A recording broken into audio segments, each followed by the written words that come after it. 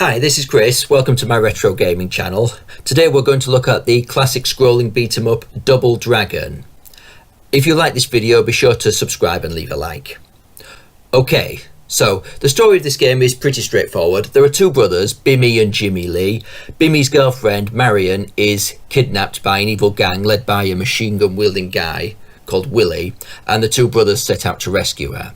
Now, in case you don't know the context here, I'll just explain briefly. The brothers are actually called Billy and Jimmy Lee, but on the Double Dragon 3 game on the Nintendo, one of the story screens misspells his name as Bimmy. Because of this, it's become a kind of in-joke among retro gamers to refer to him as Bimmy. While Bimmy and Jimmy were basically just palette swaps. Bimmy and Jimmy, I mean Billy and Jimmy Lee are back. Okay, so let's make a start then. So here we go. Right, the game begins with you see Marion get punched and then carried away as she's kidnapped. Then the door opens and the player or players come out. You defeat enemies using punches, kicks and throws. There are also special moves and weapons such as baseball bats, knives and barrels. You'll notice that I use a lot of throws because this is one of the more powerful moves that you have. So there's a couple of different ways of doing the throws, which I'll go through with you.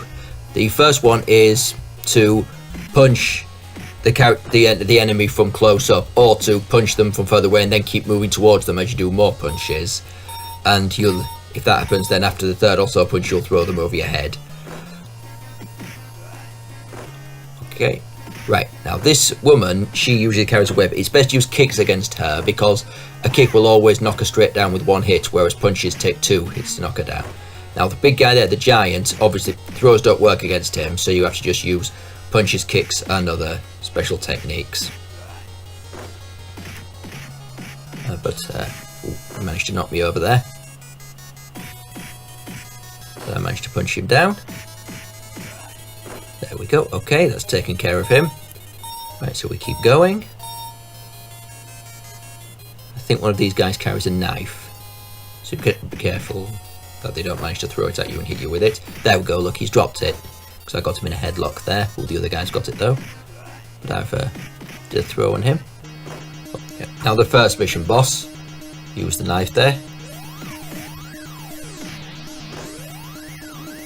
Okay, oh, that technique I just did there, that's called the elbow smash. There's actually a glitch in this game where the enemies can always be fooled by the elbow smash. You could, if you wanted, just keep doing that elbow smash and knocking them over again and again and again until you kill them.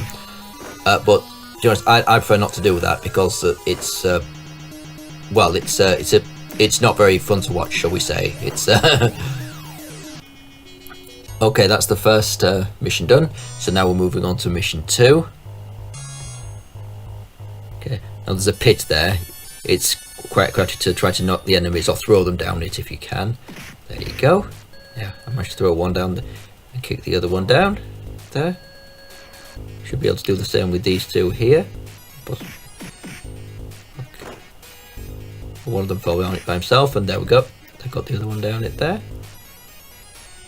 Right, the other way to do a throw is to kick from close up, and then you'll get them in a kind of headlock where they're bent over with their head into your chest. You can then do a throw by pressing either jump or punch. There, look, you see, that was the headlock followed by the throw just there. Okay. Oh, and again there, look. So first of all we fight these three, then the door to the lift will open again. 2 more will come out, and the level boss will come up the lift at the bottom there when the platform lift, sorry, when that happens. Okay, so here he comes now.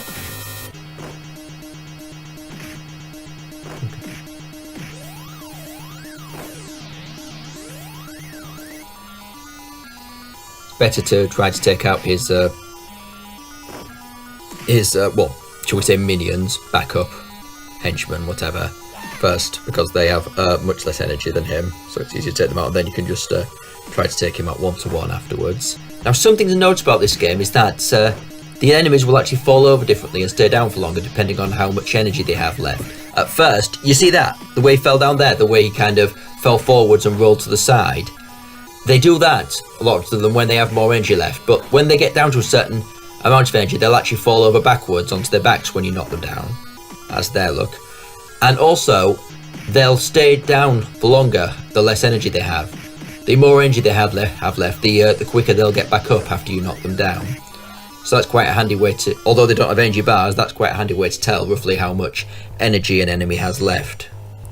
Okay, so that's round 2 done. Now we go down the platform lift to the third mission.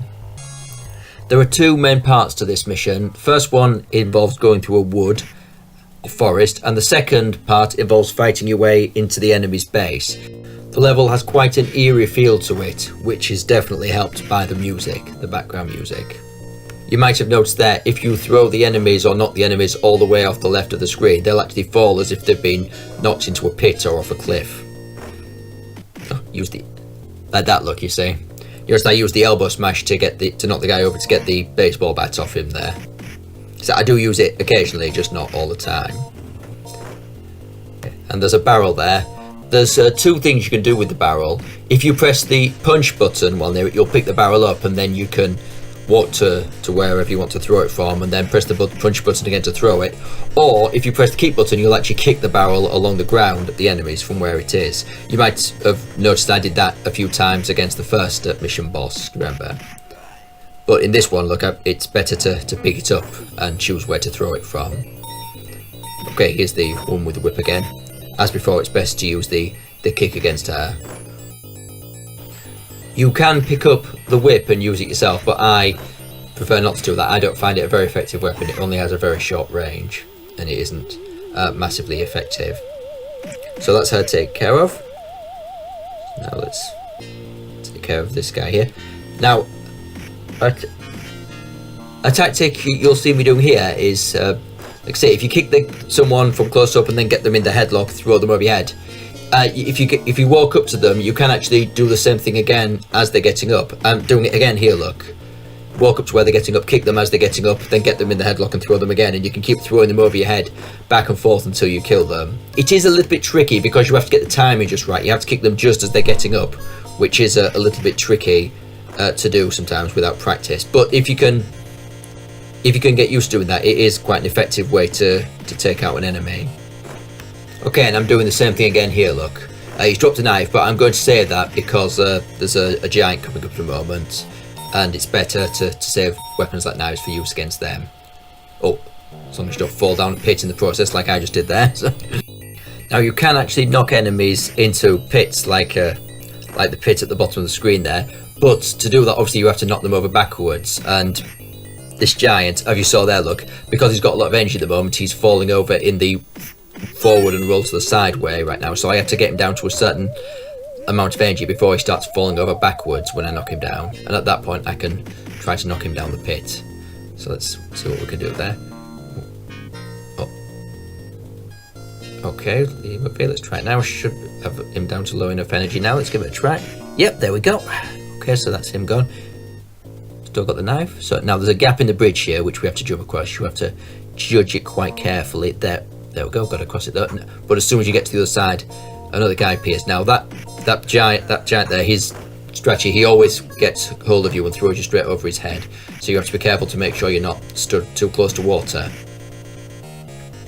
at the time, in which case he'll throw you into the water or down the pit and kill you straight away.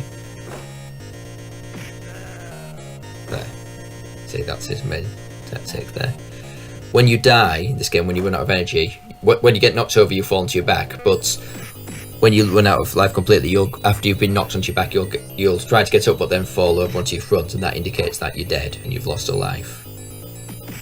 There's the life bar at the bottom, look, which gradually depletes, although it does refill at the end of each mission, at the beginning of the next one. The only time it goes all the way down to nothing straight away is if you get hit by Willie's machine gun in the final battle at the end.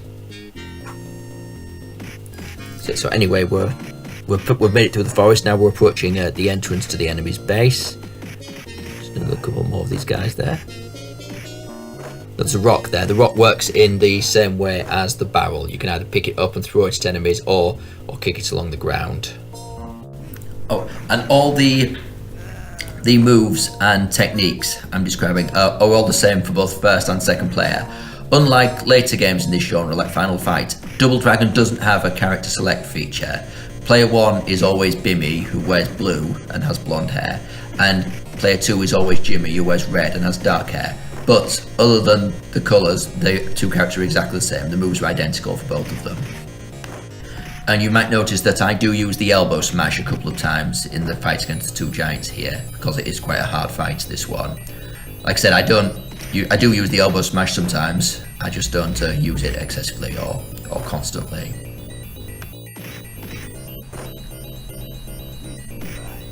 Okay, that's one of them taken out.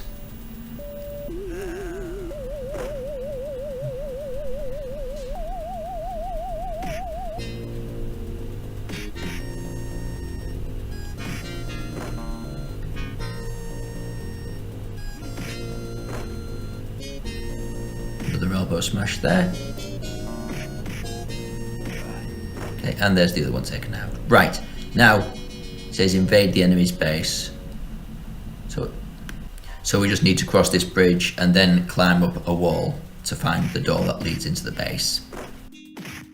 This guy I'm fighting now, you'll probably notice, is the same as the second level boss, except that his skin's darker and his suit is a slightly paler shade of green. And he's also basically the same as your character as well, but the colour's changed. It's what's called a palette swap. For anyone who doesn't know, that means the exact same character but with the colours changed. The technique I mentioned before about getting them in the headlock, throwing them over your head, and then getting them as they get up and doing the same again, back and forth, is quite effective on this guy if you can manage it, but it is quite tricky because he tends to get up very quickly, and he's a bit tougher than the other guys, so he can force his way out of your headlock if you're not careful. Okay, and another one of them to fight now. You'll notice that these guys have a long energy bar as well, so like I said before, at first they'll fall over with the forwards and slightly sideways roll and get up very quickly.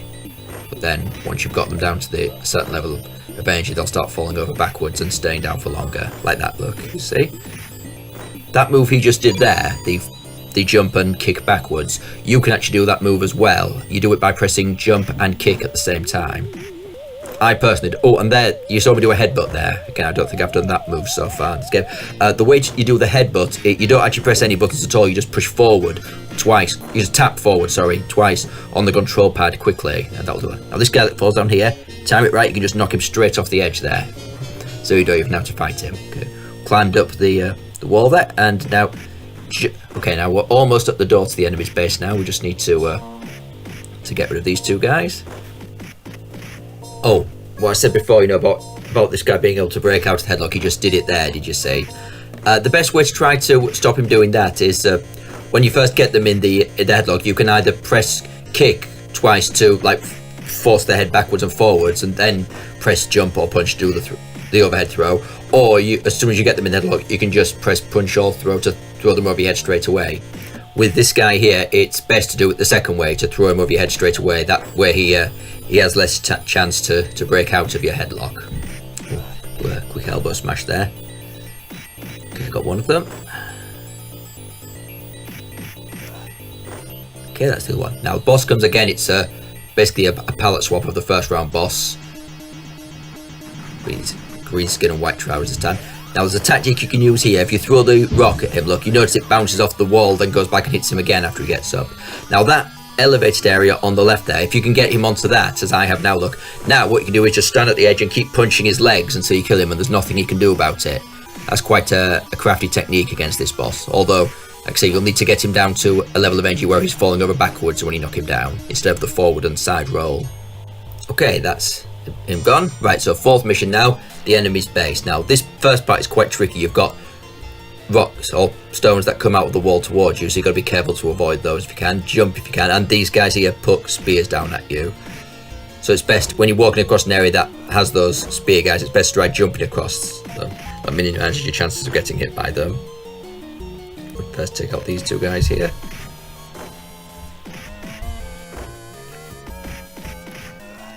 Okay, let's take care of him. Now there's two of the spear guys poking down at the same point here. It's best to jump across so you don't get hit by them. Okay, that's good. Let's got that. Then a guy with a knife comes. If you can keep the knife, it's handed to you, but unfortunately it does often fall down into the pit there. Okay, now we need to fight 2 of the round 1 bosses together, which is a little bit tricky. After this, after we've beaten these 2, we'll go out into the final confrontation of the game. It's a big open chamber, sorry, with Willie, the head of the evil gang, the machine gun wielding guy, waiting up on a balcony. Once you've beaten a certain number of enemies, he'll then pick up his machine gun, come down and enter the room through a door, and you'll have to fight him.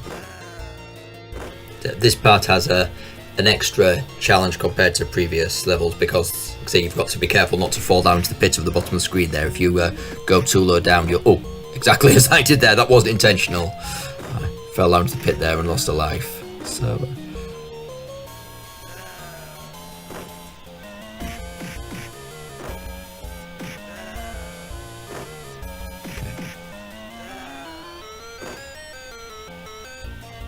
Just need to finish these 2 off. Almost done.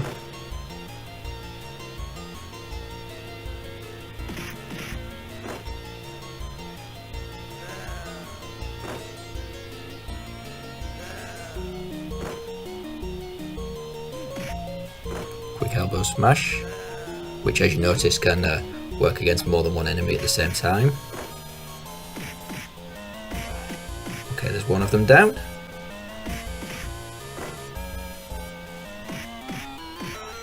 And the second one. Okay, so now we'll head out into the upper chamber. Oh, and I didn't mention before is the Marion's also hung up, look, tied up, hanging from the wall there.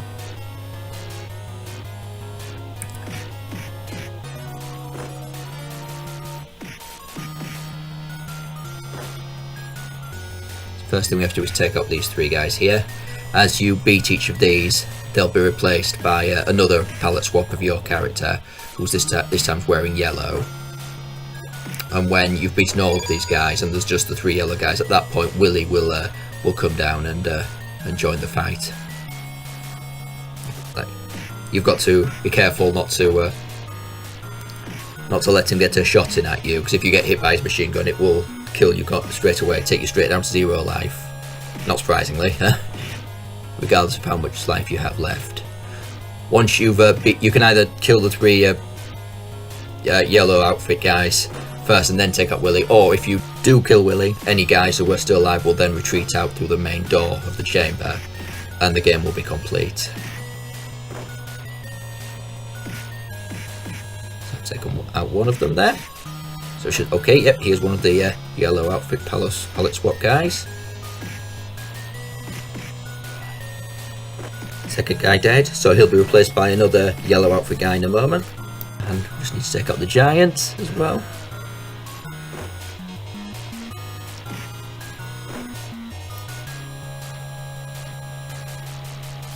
Okay, there's the main door, look. It's the chamber, and go to the side, there's Willie, look, up on the balcony there with his machine gun hung on the wall next to him. As soon as I take out one more enemy, he'll then pick up the machine gun and come down. You'll see him walk past that window there, and then the door will open and he'll join the fight. And that will be the final battle of the game.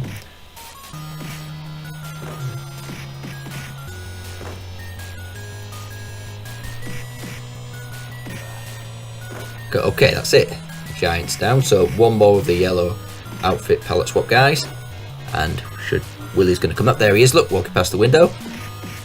The door opens, okay, and here he comes. Like I said, be very careful not to get hit by his machine gun. He can only fire the machine gun horizontally, so it's best to try to not let him get on the same horizontal level as you, but a distance from you, because if that happens, he'll fire the gun at you. So always try to stay close enough that you can hit him yourself, or be on a different horizontal level to him so he can't fire the gun at you. You can do all your usual moves on him though. Punches, kicks, your throws, the elbow smash, they all work on him.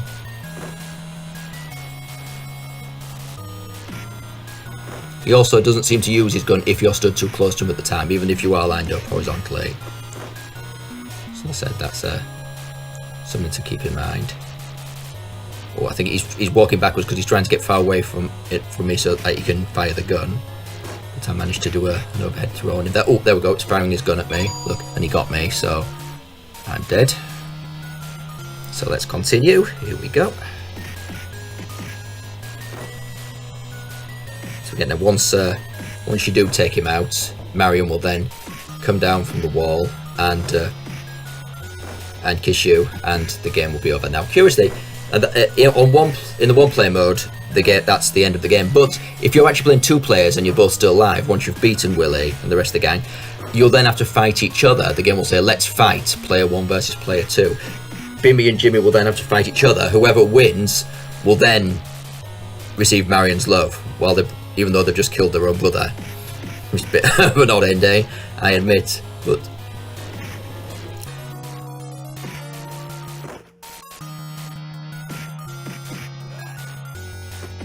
there we go. Okay, Willie's dead. So now the other guys will retreat through the door there. Look, now Marion will come down. She'll come and give you a kiss. And you'll get an on-screen message, may you live happily forever. Yeah, unfortunately, if you consider the second game onwards canon, then they don't live happily forever. But if you want to know more about that, then I will be doing videos for the second game, second Double Dragon 2, The Revenge. So feel free to watch those if you wish. Okay, so that's Double Dragon. I hope you like this video. Remember to subscribe and leave a like if you like the videos, and see you later. Bye.